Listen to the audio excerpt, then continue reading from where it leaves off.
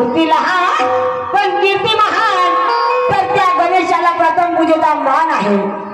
त्या गणेशाला प्रथम पूजेचा मान आहे. तर साहेबाचा विचार म्हणजे की कोणी म्हणतात पृथ्वीला जो कोणी पहिली प्रदक्षिणा मारेल त्यांना पहिल्या पूजेचा मान मिळेल. आणि म्हणून गणेश भगवंतांनी आपल्या आई वडिलांच्या भोवता प्रदक्षिणा मारलं आणि म्हणून म्हणे त्याला प्रथम पूजेचा मान मिळाला असे म्हणतात. पण साहेबांचं म्हणणं आहे असे म्हणतात, पण मॅडम म्हणे असं नाही आहे. मॅडम म्हणे असं नाही आहे, त्याचा काही वेगळा कारण आहे. त्याचा काही वेगळा कारण आहे. मी वाचली आहे की आपल्या आई वडिलांसारखे दुसरे देव नाही या जगामध्ये, आपल्या आई वडिलांसारखे दुसरे देव नाही. आणि मग गणेश भगवंताने आपल्या आई वडिलांच्या चरणावर आपल्या आई वडिलांचा भोवता ते सर्व पृथ्वी पाहिलं तर हेही खरीच गोष्ट असेल. प्रथम पूजेचा मान त्याला मिळाला होता. पण साहेब म्हणतो तसं नाही आहे, तसं नाही आहे मॅडम म्हणते. तर याचं मुख्य कारण काय? याचं मुख्य कारण काय की त्या गणेशाला प्रथम पूजेचा मान मिळालं. सन्माननीय काय म्हणतात ज्ञानेश्वरजी वाघमारे, कोण्या लेखामध्ये काही तर कोण्या लेखामध्ये काही लिहिलेलं आहे. एका लेखात असं लिहिलं आहे की ज्या वेळेस त्या शंकराने गणेशाचं शीत काटलं आणि त्याला जेव्हा हत्याचं सोंड लावण्यात आलं तर पार्वती माता म्हणे माझ्या पोराला हत्याची सोंड लावल्या, माझ्या पोराला तुम्ही हत्याची सोंड लावल्या तर माझ्या पोराला तर नाकारल्यासारखं कोणी मानणार नाही, म्हणजे त्याला हेदाळल्यासारखं करतील. आणि म्हणून त्या पार्वती मातेने आदेश दिलं होतं की माझ्या पोराचं काय होणार. आणि म्हणून त्या गणेशाने म्हटलं की तुझ्या पोराचं काय होणार. शंकर भगवान म्हणतात की प्रथम पूजेचा मान यांना मिळेल असंही लिहिलं आहे, असंही लिहिलं आहे. पण साहेबजी तुम्हाला तेही पटणार नाही.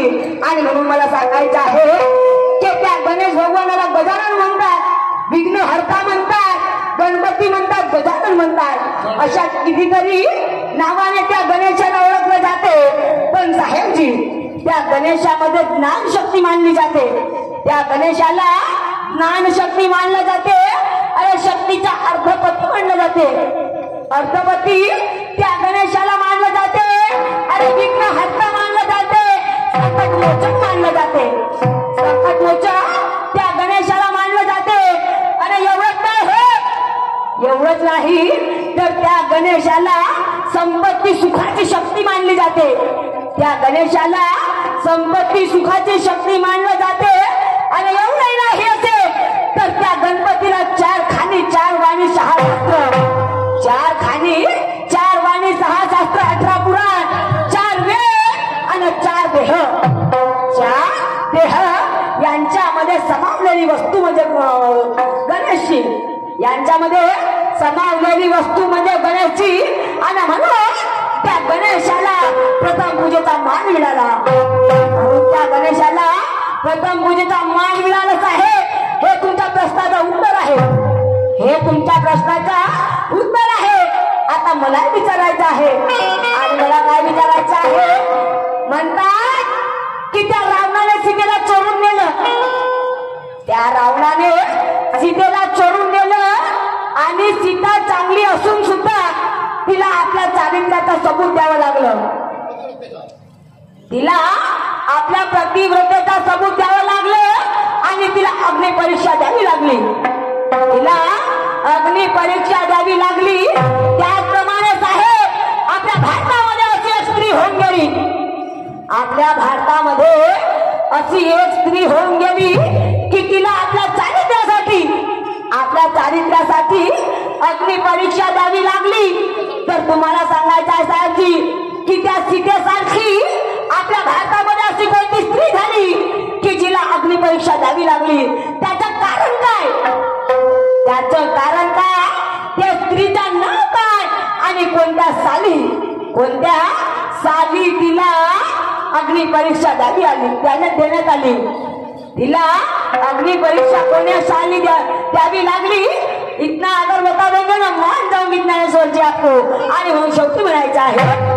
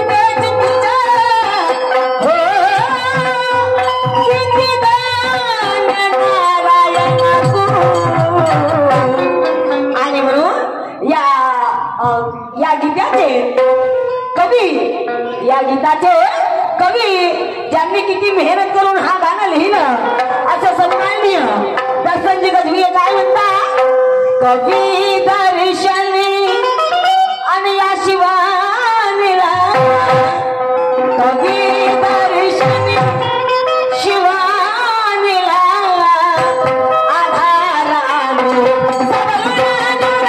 कवी दर्शनी शिवानीला आधाराने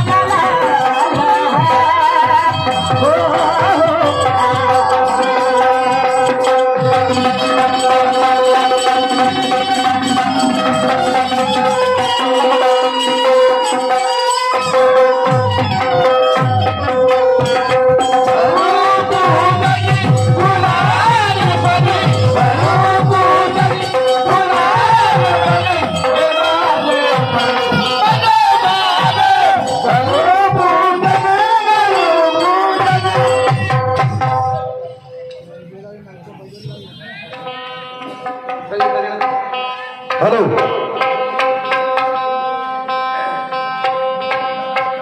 हा त्याप्रमाणे उषाताई रामटिके मुक्काम मौदा यांच्याकडून